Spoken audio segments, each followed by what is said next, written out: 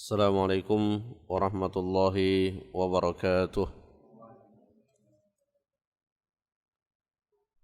Alhamdulillahi rabbil alamin. Wassalatu wassalamu ala ashrafil anbiya'i wal mursalin wa ala alihi wa ashabihi ajma'in.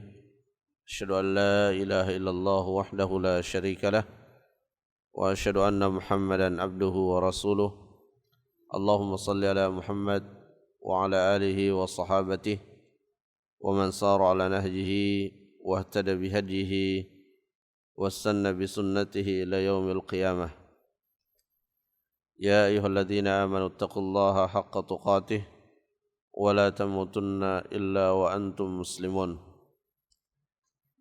Amma ba'd, ma'asyiral muslimin, jamaah salat subuh rahimani wa rahimakumullah. Alhamdulillah, pada kesempatan ini kita kembali melanjutkan pelajaran kita dalam kitab Taisirul Karimir Rahman fi Tafsir Kalamil Mannan. Alhamdulillah, kita masih dalam pembahasan firman Allah Subhanahu wa taala yang terdapat di dalam surah Al-Mulk. Pada pertemuan yang sebelumnya kita telah menjelaskan ayat yang ke-23 hingga ayat yang ke-26, di mana pada ayat tersebut Allah Subhanahu wa taala mengingatkan seluruh umat manusia berkaitan dengan kekuasaan Allah Subhanahu wa taala, sekaligus juga berkaitan dengan kenikmatan-kenikmatan yang Allah berikan kepada manusia.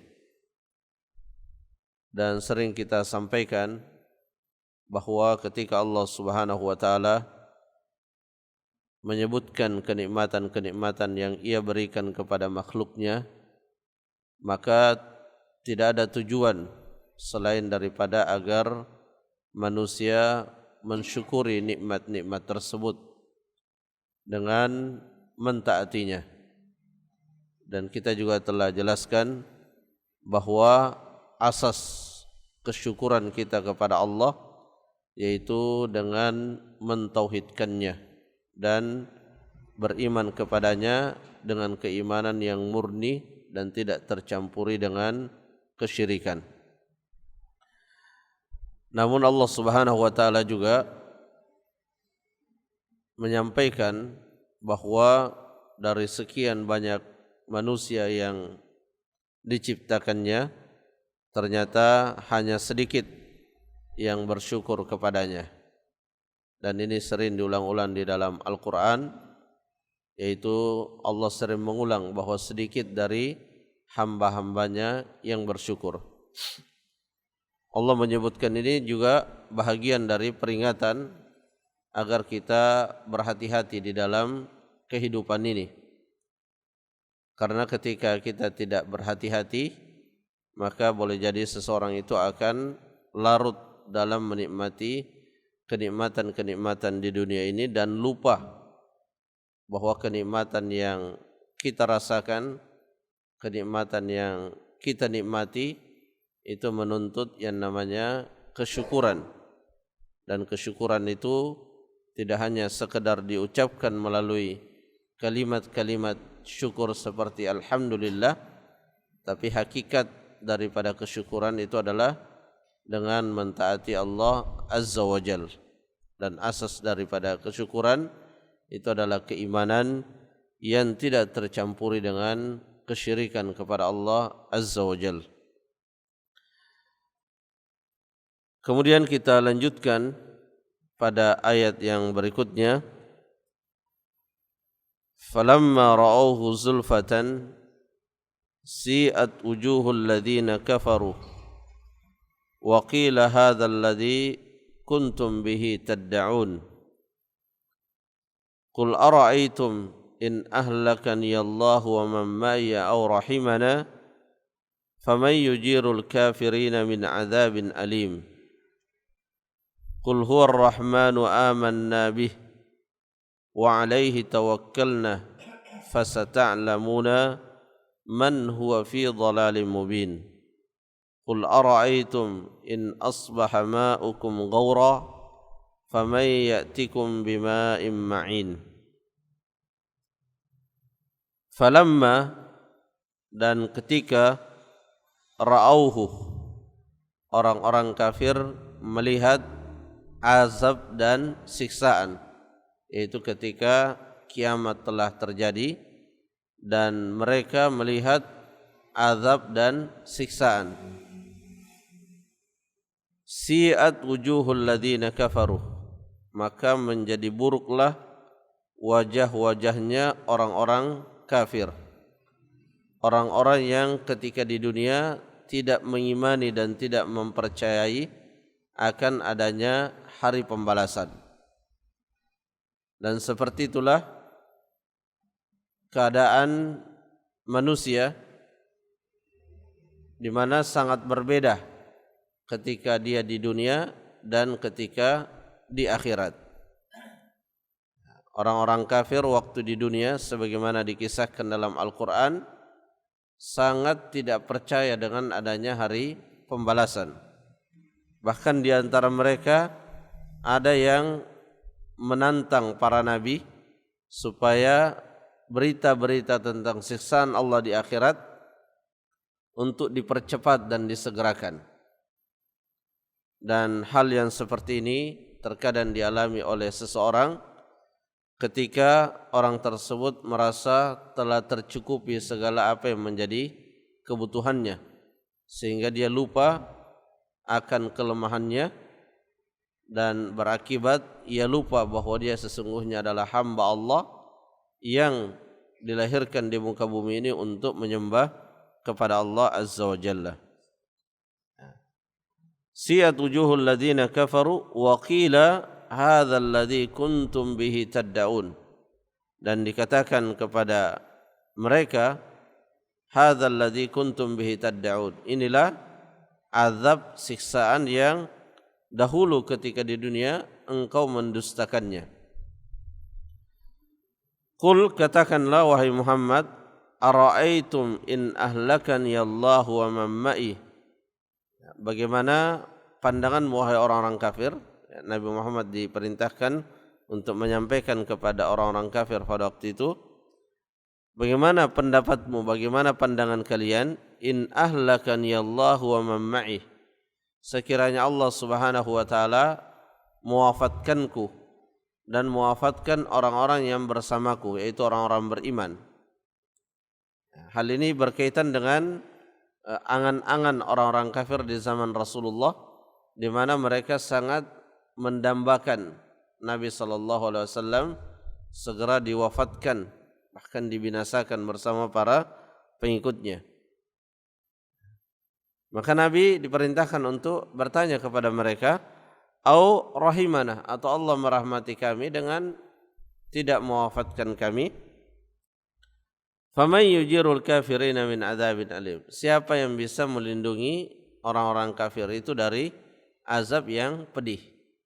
Jadi maksudnya tidak ada urusan bagi Nabi sallallahu alaihi wasallam apakah dia meninggal atau dia masih hidup, itu tidak akan mempengaruhi terhadap azab yang Allah akan timpakan kepada orang-orang kafir.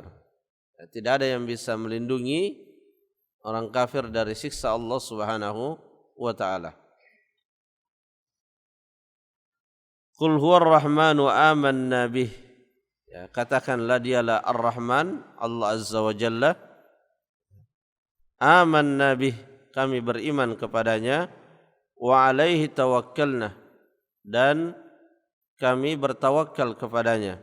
Fasata'lamuna man huwa fi dhalalim mubin, dan kelak kalian akan mengetahui siapa yang berada di atas kesesatan yang nyata. Karena orang-orang kafir sering juga mengklaim bahwa mereka lah yang berada di atas petunjuk, sedangkan para nabi dan pengikutnya mereka lah yang berada di atas kesesatan. Kemudian di ayat yang terakhir, qul ara'aitum in asbaha ma'ukum ghaura, katakan wahai Muhammad kepada mereka, bagaimana pandangan kalian jika Allah menjadikan air kalian itu kering susah dijangkau, berada di tempat yang sangat dalam sehingga tidak terjangkau oleh tangan manusia. Faman ya'tikum bima'in ma'in. Siapakah yang bisa mendatangkan air yang mengalir untuk kalian? Di ayat yang terakhir ini Allah Subhanahu wa taala sesungguhnya ingin mengingatkan manusia bahwa manusia itu adalah makhluk yang sangat lemah. Satu saja kenikmatan dicabut oleh Allah berupa air, maka manusia akan sangat kesulitan. Sehingga tidak ada yang sesungguhnya bisa disombongkan oleh manusia. Ketika manusia menyadari kelemahannya, maka pasti akan tunduk, patuh dan tawadhu di bawah perintah-perintah Allah Subhanahu wa taala. Jamaah rahimakumullah, pada ayat yang pertama yang kita sebutkan tadi berkaitan dengan keadaan orang-orang kafir ketika melihat siksaan Allah Subhanahu wa taala sudah dekat, maka pada saat itulah mereka mulai menyesal karena mereka sudah mengetahui dengan mata kepalanya seperti apa akibat yang akan ia dapatkan. Dan ini telah Allah ingatkan di dalam surah At-Takatsur, "Tsumma latarawunnaha an alhaakumut takatsur hatta zurtumul maqabir kalla sawfa ta'lamun tsumma kalla sawfa ta'lamun." Kita benar-benar akan mengetahui apa-apa yang Allah ceritakan tentang kehidupan akhirat. Kalla law ta'lamuna ilmal yaqin, dan kita akan mengetahuinya dengan pengetahuan yang meyakinkan, di mana kita akan melihatnya. Makanya ketika orang-orang kafir melihat hal tersebut, mereka sangat menyesal dan penyesalan itu nampak di wajahnya. Di dalam ayat yang lain Allah Subhanahu wa taala berfirman, "Yauma tabyaddu wujuh wa taswaddu wujuh." Pada hari di mana ada muka yang berseri-seri terang menderang, tapi pada hari itu juga ada muka yang hitam muram.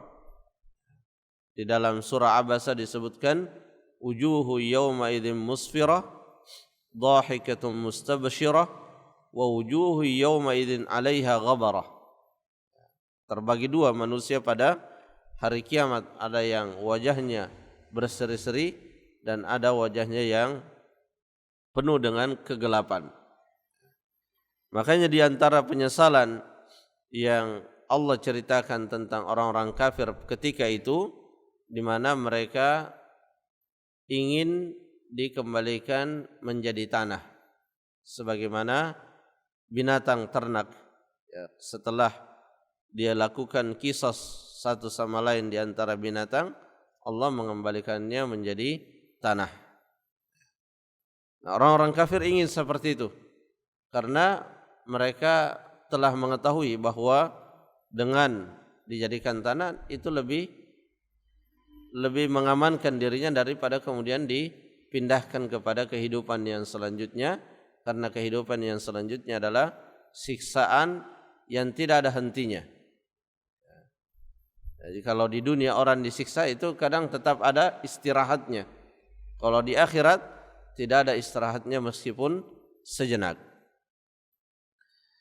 Nah, ayat-ayat yang seperti ini meskipun menceritakan tentang orang-orang kafir, tapi sesungguhnya ini juga peringatan kepada kita yang telah berikrar mengucapkan dua kalimat syahadat, yang dengan kalimat itu menandakan bahwa kita telah beriman, tapi di saat yang sama kita khawatir jangan sampai keimanan itu dicabut oleh Allah Subhanahu wa taala. Oleh karena itu kita sering diingatkan oleh khatib Jumat, wala tamutunna illa wa antum muslimun.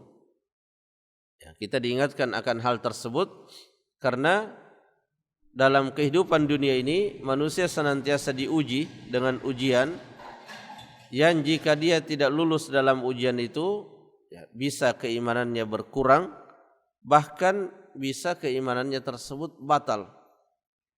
Nah, inilah yang diwaspadai oleh orang-orang yang beriman.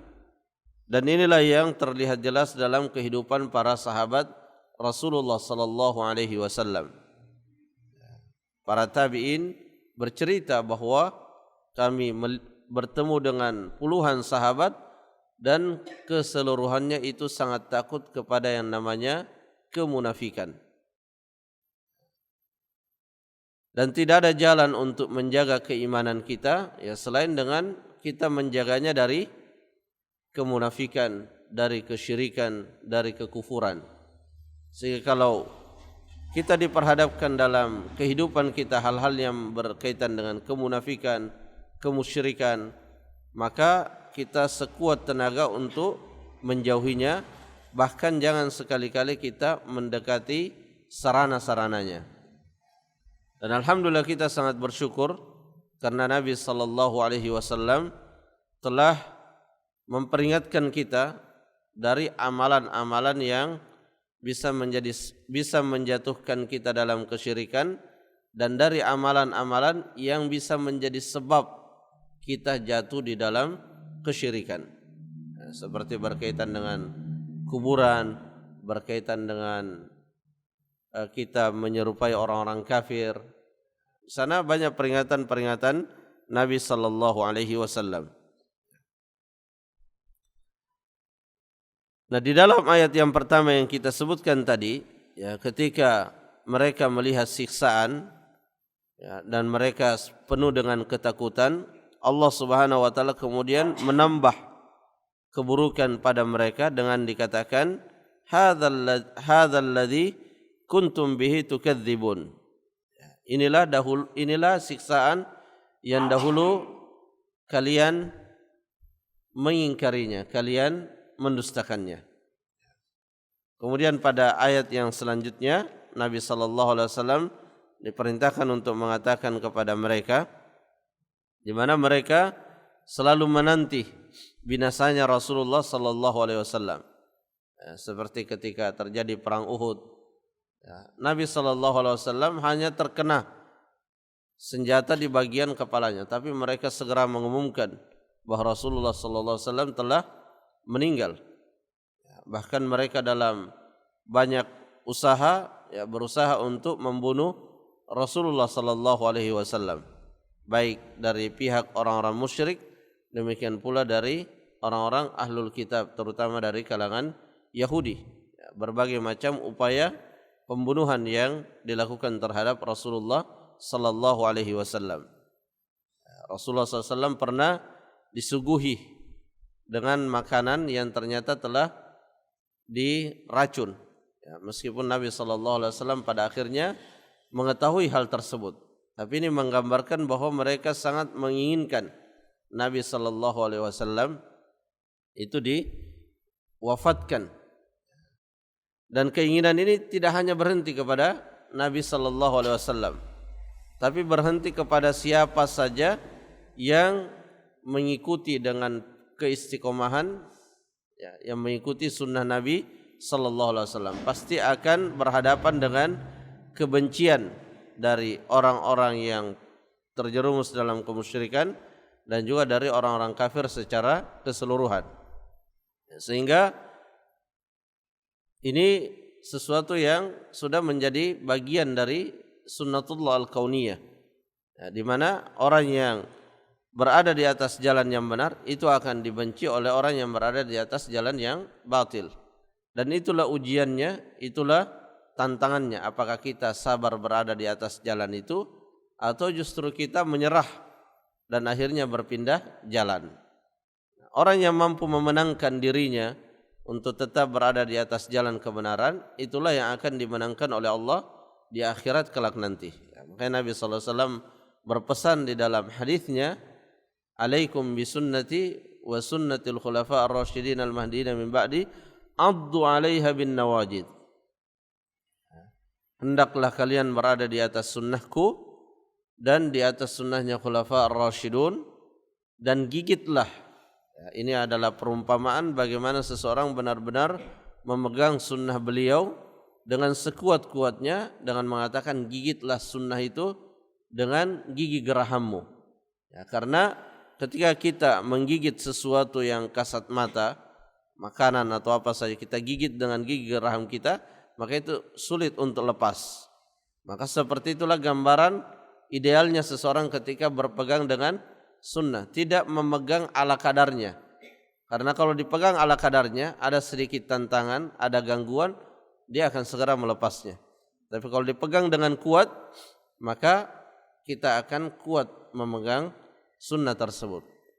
Ya, dan tentunya untuk bisa memegangnya dengan kuat, selain kita berikhtiar dan berusaha, kita juga meminta dan berdoa kepada Allah Subhanahu wa taala. Artinya kita tidak mengandalkan apa yang kita miliki, ilmu yang kita miliki, ya, majelis ilmu yang selalu kita hadiri, itu ikhtiar kita. Tapi pada akhirnya kita harus tetap berdoa kepada Allah Subhanahu wa taala, karena yang menguasai hati kita dan hatinya orang-orang yang membenci kita itu adalah Allah Subhanahu wa taala. Ya, dan Nabi sallallahu alaihi wasallam telah memberikan janjinya ketika seseorang istiqamah di dalam mencari keridhaan Allah, maka Allah akan ridha kepadanya dan Allah akan menjadikan manusia ridha kepada dia. Meskipun boleh jadi sebagian di antara manusia tersebut benci kepadanya, tapi dengan izin Allah, Allah kuasa untuk membalikkan hati orang yang membenci itu kemudian menjadi ridha. Dan itu terlihat dengan sangat jelas di dalam sejarah Nabi sallallahu alaihi wasallam, ya, betapa banyak orang yang pada awalnya sangat membenci Nabi namun pada akhirnya sangat mencintai beliau. Nah, apa yang dikatakan oleh Allah Subhanahu wa taala pada ayat, ya, qul ara'aytum min ahlakani Allahu wa man ma'a rahimana faman yujirul kafirina min adzabin alim. Syahsadi mengatakan, fa idzan ta'bukum wa hirsukum ala halaki ghairu mufid, ya, wala mujrin ankum syai'a. Ya, jadi sesungguhnya usaha kalian, kegigihan kalian untuk mencelakai saya dan pengikut saya, ya maksudnya Nabi Muhammad sallallahu alaihi wasallam, itu tidak ada manfaatnya. Ya, tidak ada manfaatnya. Kenapa? Karena akhir daripada kehidupan ini adalah akhirat dan Allah akan mengazab kalian. Ya, jadi ini menunjukkan bahwa betapa optimisnya Rasulullah di dalam menyampaikan kebenaran, ya, di mana beliau tidak terpengaruh dengan ancaman orang-orang kafir, tidak terpengaruh dengan itu semua. Karena beliau tahu bahwa kehidupan ini tidak lama. Pada saatnya manusia akan berpindah kepada kehidupan akhirat dan disitulah kehidupan yang sesungguhnya. Ya, makanya Nabi sallallahu alaihi wasallam dalam menyampaikan dakwah ini, beliau menyampaikannya dengan penuh kesungguhan. Ya, karena beliau mengetahui dengan seyakin-yakinnya bahwa ada saatnya manusia akan diberikan balasan sesuai dengan apa yang telah diperbuatnya.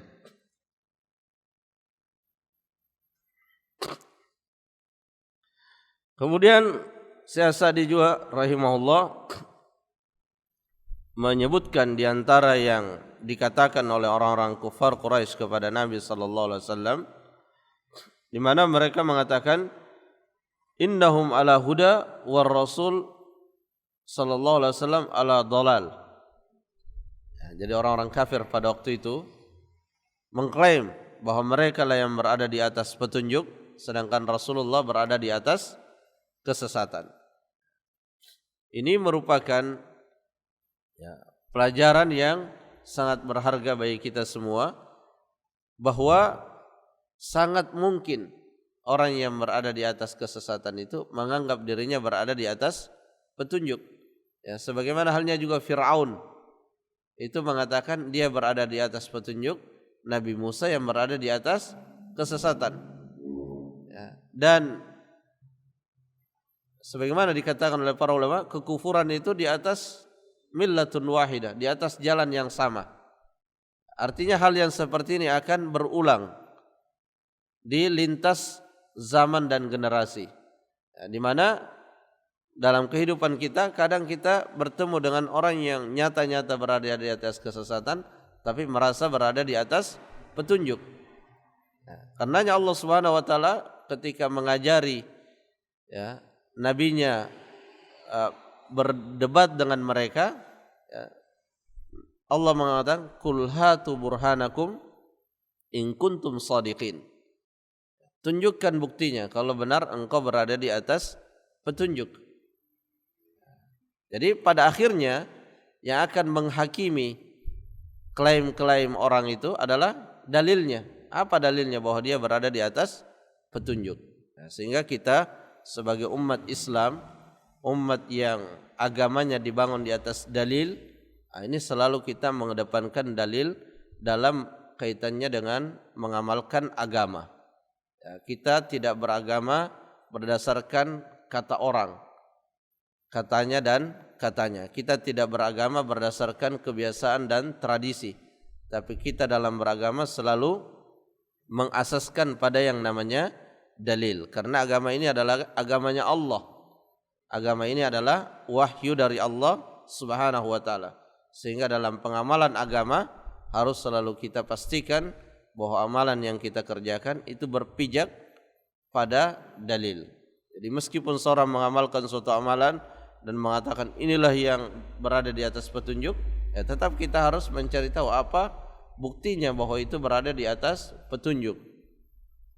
Dan bukti seseorang berada di atas petunjuk itu ketika amalannya dalam agama sama dengan apa yang pernah diamalkan oleh Rasulullah dan para sahabatnya. Itulah kaidah singkatnya, sebagaimana yang Nabi katakan ketika ditanya oleh para sahabat bagaimana supaya kita selamat atau seperti apa ciri orang yang selamat itu, Nabi memberikan jawaban yang sangat singkat, dan inilah yang menjadi patokan dan pegangan kita di dalam beragama.